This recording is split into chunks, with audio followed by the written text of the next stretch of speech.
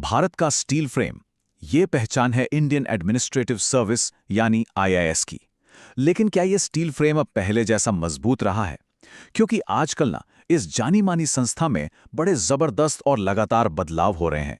तो चलिए आज इसी पर गहराई से बात करते हैं। अब ये कोई छोटी मोटी बात नहीं है।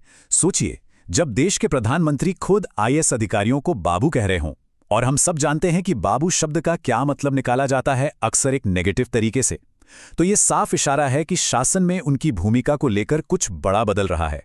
ये बयान दिखाता है कि इस सर्विस पर कितना ज्यादा राजनीतिक दबाव है और इसके भविष्य पर एक बड़ी बहस छिड़ चुकी है। और देखिए, ये बदलाव सिर्फ बातों में नहीं है, आंकड़े भी यही कहानी बता रहे हैं। जरा इस चार्ट पर नजर डालिए। ये साफ साफ दिखा रहा है कि जो टॉप लेवल की पॉलिसी मेकिंग जॉब्स होती हैं, जहां कभी सिर्फ आईएएस का ही दबदबा हुआ करता था, वो अब कम हो रहा है। आज की तारीख में जॉइंट सेक्रेटरी लेवल पर सिर्फ 73 आईएएस ऑफिसर्स हैं, जबकि 163 ऑफिसर्स दूसरी सर्विसेज से हैं। कितना बड़ा फर्क है। तो सवाल ये है कि ये सब हो क्यों रहा है? इसकी शुरुआत होती है एक ऑफिसर के करियर के एकदम स्टार्ट में ही। मतलब एग्जाम पास करते ही उनके सामने एक बहुत बड़ी चुनौती आ जाती है, और इसे अब लोग क्या कह रहे हैं? The great cadre lottery. पहले क्या होता था, ऑफिसर्स को ना एक जोन चुनने का ऑप्शन मिलता था, तो काफी हद तक अंदाजा लग जाता था कि उनकी पोस्टिंग कहां हो सकती है। लेकिन अब सिस्टम पूरी तरह से बदल चुका है। राज्यों को ना अल्फाबेटिकल ऑर्डर में रैंडम ग्रुप्स में बांट दिया गया है। और इसका मकसद क्या है? मकसद यह है कि ऑफिसर्स अपनी पसंदीदा जगहों पर ही इकट्ठा ना हो जाएं। इसको और अच्छे से समझने के लिए जरा ग्रुप 4 का ये एग्जाम्पल देखिए। उत्तर प्रदेश, त्रिपुरा, तेलंगाना, उत्तराखंड और वेस्ट बंगाल। जरा सोचिए, कहां यूपी और कहां त्रिपुरा? ज्योग्राफिकली और कल्चरली ये स्टेट्स एक दूसरे से कितने ज्यादा अलग हैं। तो अब आप समझ सकते हैं कि एक ऑफिसर की पोस्टिंग में कितनी ज्यादा वैरायटी या कह लें अनिश्चितता आ गई है। और बात यहीं खत्म नहीं होती। अब एक नई साइकिल सिस्टम भी आ गई है। अब इसको आसान भाषा में समझते हैं। मान लीजिए किसी की रैंक बहुत अच्छी आई है, फिर भी उसे अपना होम स्टेट मिले, ये अब बहुत ज्यादा मुश्किल हो गया है। होता क्या है कि हर 25 रैंक के एक साइकिल में किसी एक स्टेट से सिर्फ एक ही इनसाइडर यानी वहां का रहने वाला ऑफिसर चुना जा सकता है। तो अगर उस साइकिल में उसी स्टेट का कोई और कैंडिडेट आपसे अच्छी रैंक पर है, तो बस आपको अगली साइकिल का इंतजार करना पड़ेगा। चलिए अब इस अलॉटमेंट प्रोसेस से आगे बढ़ते हैं और देखते हैं कि जब एक ऑफिसर को उसका जिला मिल जाता है, तो वहां जमीनी स्तर पर उसकी जिम्मेदारियां क्या होती हैं। देखिए, एक डिस्ट्रिक्ट लेवल पर एक आईएएस ऑफिसर के पास सच में बहुत ज्यादा पावर होती है। मतलब वो एक साथ तीन बड़ी भूमिकाएं निभाते हैं। डिप्टी कमिश्नर के तौर पर पूरा जनरल एडमिनिस्ट्रेशन देखते हैं। डिस्ट्रिक्ट कलेक्टर बनकर जमीन का सारा रेवेन्यू और कलेक्शन संभालते हैं। और सबसे बड़ी बात, डिस्ट्रिक्ट मजिस्ट्रेट यानी डीएम के तौर पर कानून और व्यवस्था बनाए रखने के लिए पुलिस को भी कंट्रोल करते हैं। और बस यहीं से शुरू होता है असली खेल। एक जिले में एडमिनिस्ट्रेटिव सर्विस यानी आईएएस और पुलिस सर्विस यानी आईपीएस के बीच पावर का जो क्लासिक टेंशन है, वो यहीं से पैदा होता है। इस सिस्टम को कहते हैं डुअल कमांड सिस्टम या दोहरी कमान प्रणाली। अब इसका मेन आइडिया यह है कि पुलिस के पावर पर एक एडमिनिस्ट्रेटिव चेक बना रहे, जिससे उनकी जवाबदेही तय हो सके।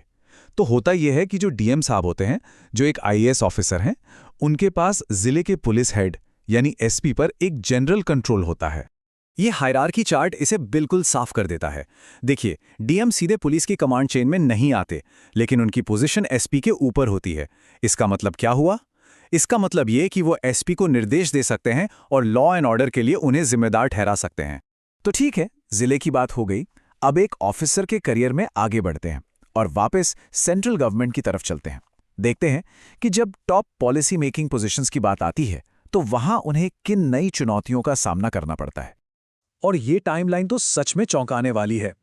सोचिए, 2016 से पहले करीब 75% आईएएस ऑफिसर्स को सेंटर में जॉइंट सेक्रेटरी की पोस्ट के लिए शॉर्टलिस्ट कर लिया जाता था। लेकिन 2016 के बाद ये नंबर तेजी से गिरा और 2021 आते आते 2005 बैच के लिए तो ये आंकड़ा सिर्फ 33% पर आ गया, मतलब आधे से भी कम। तो सबसे बड़ा सवाल यही उठता है कि आखिर 2016 में ऐसा क्या बदला कि इतना बड़ा फर्क आ गया। इसका जवाब है 360 डिग्री अप्रेजल सिस्टम। ये एक नया और काफी विवादास्पद तरीका है प्रमोशन तय करने का। इसमें होता क्या है कि एक एक्सपर्ट पैनल ऑफिसर के बारे में उनके सीनियर्स, उनके साथ काम करने वालों, उनके जूनियर्स और यहां तक कि बाहरी लोगों से भी इनफॉर्मली फीडबैक लेता है। अब इसी वजह से इस सिस्टम को अक्सर अपारदर्शी कहा जाता है, मतलब ट्रांसपेरेंट नहीं है, और इसे कोर्ट में चैलेंज भी किया गया है। तो इस नए अप्रेजल सिस्टम और कुछ दूसरे कारणों की वजह से सेंटर में आईएएस ऑफिसर्स की जबरदस्त कमी हो गई है। आंकड़े देखिए, 2014 में 1345 सैंक्शनड पोस्ट पर 651 ऑफिसर्स थे। वहीं 2020 तक पोस्ट बढ़कर 14 से 51 हो गई, लेकिन ऑफिसर्स घटकर सिर्फ 445 रह गए। और जब टॉप लेवल पर इतने कम लोग होंगे तो इसका सीधा असर तो पॉलिसी मेकिंग पर पड़ेगा ही। तो हमने अब तक क्या देखा? हमने देखा कि कैसे आईएएस को ऊपर से लेकर नीचे तक, मतलब करियर की शुरुआत से लेकर टॉप पोजीशन तक, हर लेवल पर बड़े बदलावों और दबावों का सामना करना पड़ रहा है, जो इस सर्विस को एक नया आकार दे रहे हैं।